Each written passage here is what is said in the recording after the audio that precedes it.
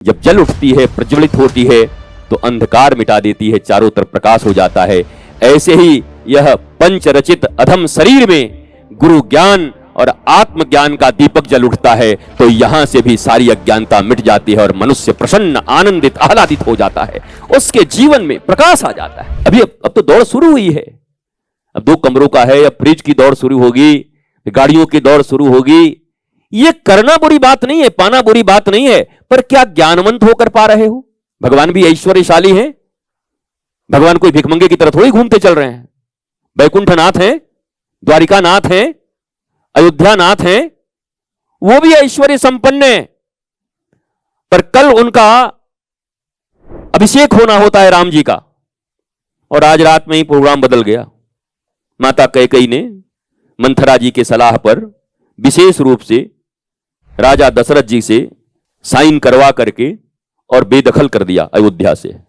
राम जी के चेहरे पे रोना देखे, बहुत मेरे साथ गलत हुआ है, हमारा हिस्सा छीन लिया गया, कम से कम 25% तो मिलना चाहिए था हमको चारों भाई में। सुना आपने राम जी को रोते हुए? अयोध्या का राजा, राज्याभिषेक हो रहा था, युवराज बनाए जा रहे थे, और रातों रात माता, वो भी माता सौतेली माता, अपनी माता नहीं, सौतेली माता, सौतेली माता ने एक दासी के कहने पर पिता से वरदान मांगकर सब छीन लिया, मिट्टी में मिला दिया। जैसे हमारा तो 100 रुपया गिर जाए पॉकेट से तो बर्बाद हो गए। गुरुजी क्या हुआ? गुरुजी मंदिर में 100 रुपया गिर गया। हम कह रहे बाप रे बाप, मर गया होगा ये आदमी, अब इसका तैयारी करो कहीं ले जाने का।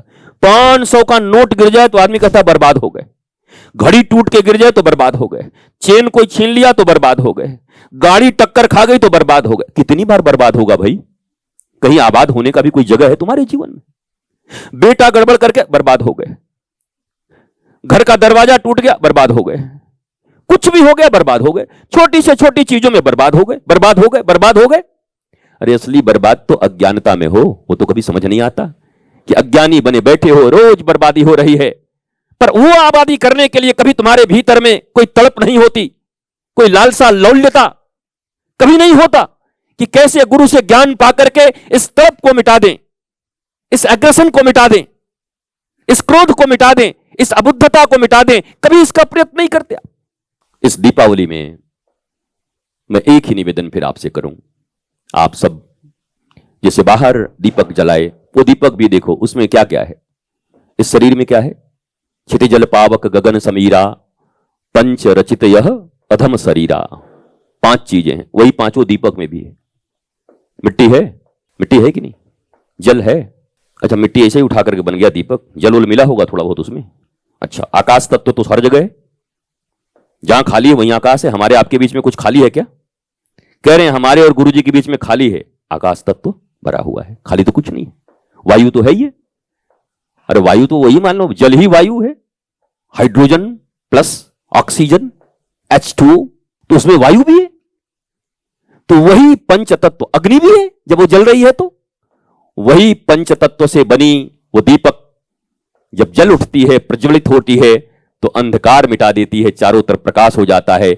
ऐसे ही यह पंचरचित अधम शरीर में गुरु ज्ञान और आत्मज्ञान का दीपक जल उठता है, तो यहां से भी सारी अज्ञानता मिट जाती है और मनुष्य प्रसन्न, आनंदित, आह्लादित हो जाता है।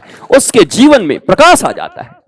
वो पंचरचित और यह पंचरचित, वह दीपक और यह दीपक, दीपावली के बाद ये दीपक भी फूट जाएंगे, पर प्रकाशित होके रहो। बुझे दीपक होके क्यों हो? दीपक ही परमात्मा ने बनाया है, तो बुझे दीपक क्यों हो? संत और साधारण मनुष्य में क्या अंतर है? मनुष्य नहीं कहूंगा, अज्ञानी में क्या अंतर है? दोनों ही दीपक हैं, एक जला हुआ है, एक बुझा हुआ है।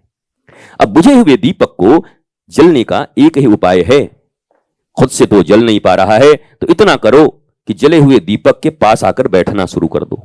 जैसे जैसे धीरे धीरे धीरे धीरे धीरे धीरे उनकी कृपा की वायु, भगवान की कृपा की वायु जिस दिन चल उठेगी, 2 दीपक, एक जला हुआ, एक बिना जला हुआ, लेकिन बाती उसकी निकली हुई है, तेल भरा हुआ है, बस जलने की देरी है। जैसे जैसे गुरुदेव के पास, संत के पास, ज्ञानियों के पास बैठना शुरू करेंगे, किसी दिन कृपा की वायु, कृपा की वायु क्या है? गुरु की वाणी, शास्त्र वाणी, गुरु आज्ञा, वही कृपा वायु है। किसी दिन कृपा वायु चलेगी और कोई एक ऐसी लहर उठेगी कि बगल का जो दीपक अब तक बुझा हुआ था उस लौ से लौ टकराएंगे हवा में और बुझा हुआ दीपक भी जल उठेगा। अब वहां पर कोई शिष्य और कोई गुरु नहीं, दोनों आत्मभाव से एक ही हो गए, दोनों जल उठे, दोनों प्रज्वलित हो गए, आत्मदीप्त आत्म प्रदीप्त हो गए। जैसे हनुमान जी भगवान श्री राम से कहते हैं, तीन परिचय है, जीव भाव से मैं क्या हूं, मनुष्य के भाव से मैं आपका दास हूं, जीव भाव से ये हूं और आत्म भाव से हम दोनों एक हैं। यही हनुमान जी और राम जी के बीच में चर्चा हो रही है। तो वही दीपक की बात है।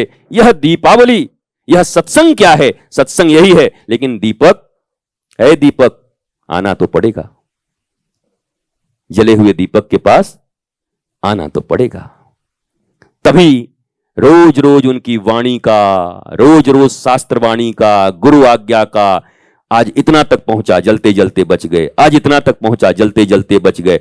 किसी दिन करत करत अभ्यास जड़मति होत सुजान, रसरी यावत जात सिल पर परत निशान। सत्संग की धारा बहते बहते बहते बहते किसी दिन एक चोट मारा पत्थर पर, दो चोट मारा, तीन मारा, 35 मारा, 49 मारा, 50वें में टूट गया। तो क्या कहोगे? 49 चोट बेकार थे? नहीं नहीं, पहली चोट में उसके मॉलिक्यूल्स को तोड़ा था अंदर में, सेकेंड को तोड़ा, थर्ड में और टूटे। हर चोट अपना कुछ ना कुछ काम करता था। बस नाम 50वें का हो गया कि आज जैसे गौतम बुद्ध, कितना तपस्या, सूख गए खाए पिए बिना, जो जो कह दे वही करने लगते। एक दिन बैठे तो मामला बन गया, महाबोधि वृक्ष के नीचे बैठे, लेकिन काम तो पहले से चल रहा था, रोज चल रहा था।